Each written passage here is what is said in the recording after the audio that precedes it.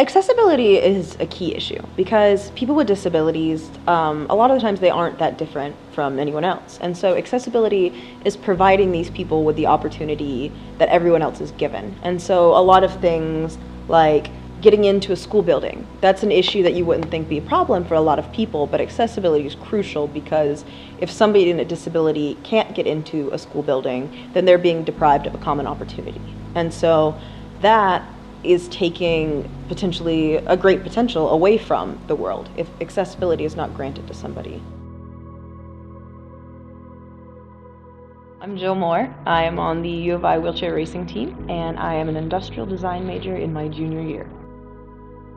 U of I was definitely an upgrade from everything I had known. So U of I is a disability mecca. Curb cuts were invented here. Like any accessible transit that is available was started at U of I. So it is really a cool place to go to and think, wow, this is so much better than anything I've ever seen. But again, it was being an advocate for myself. So I don't know, like I'm in an art and design major, and so a lot of the machines aren't necessarily ADA compliant. So if I need something, I have to say, hey, can we make a chair that's taller so I can sit in it and use this machine safely? Or just considerations that other people aren't necessarily thinking about, but I have to make happen on a day-to-day. And so just being able to speak up and say, hey, how can we change this is good. And the best part about U of I is people here listen. So if a change is needed, this is the best place for it. There are a lot of things that people with disabilities don't, like, we have to think about, but other people don't. So like a private bathroom is a very big deal for somebody with a disability because a lot of the time disability isn't necessarily glamorous and it encompasses things that we might not be able to control. And so a private bathroom is kind of a safe haven for somebody with a disability, and that's always kind of afforded as a luxury to a lot of people, but it's something very necessary for us. It was one morning, I was late for school. I'm very late as a person, but I was late for school and my mom was trying to help push me up a curb because there wasn't a ramp there.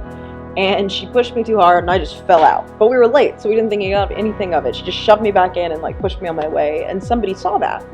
And so their immediate reaction was, this can't happen. And so in response to that, they put in the ramps that they needed to all over the school. And so a lot of people were looking out for me when I needed it the most. And it's very interesting in that regard because in middle school and high school and things like that, people are advocating for you when something not, I wouldn't have necessarily said, hey, we need a ramp here.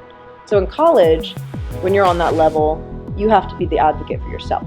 You have to say this ramp is too steep or this room isn't accessible, because otherwise a change isn't going to happen. They've revamped the older buildings to make them accessible, but sometimes it's not feasible. So like Smith Hall, the day I came to talk to SPED, the ramp there is really steep. And usually I don't have an issue with ramps because I'm a fairly active human, I feel like. And so I feel like I should be able to push up ramps and things, but that ramp, that was pushing it. I thought I was going to fall and die. There's all these textbook definitions of what accessible is supposed to be. And so you have a ramp here, or you have a shower seat here. And it's great someone's considered that, but the way it worked was it didn't work. A powerhouse leader of U of I, he created the curb cuts and everything like that. His name's Timothy Nugent, and he invented wheelchair basketball and wheelchair sports, and was just a really big advocate for disability. And they were building Parkland, and they had gotten the entire thing built and said, okay, well, Dr. Timothy Nugent, come check this out. Say, is this accessible?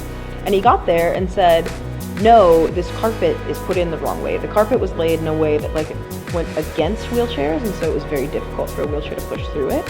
And so Parkland went and pulled up and relayed 12 miles worth of carpet. And I thought that was really, really cool. It comes down to the fact that they're making accommodations, but nobody has sat in a chair and gone through and did them. Because it should be obviously easy enough for me to get through, but it also, if somebody just got in a chair and is just trying it out, obviously they're not going to be as used to it, obviously they're not going to be as strong, but it should be so seamless that they should be able to do it. Anybody should have access to it. And so put the builder in a chair and make him navigate it. I think that would be a game changer, because then they'd say, well, this is hard, and it shouldn't be.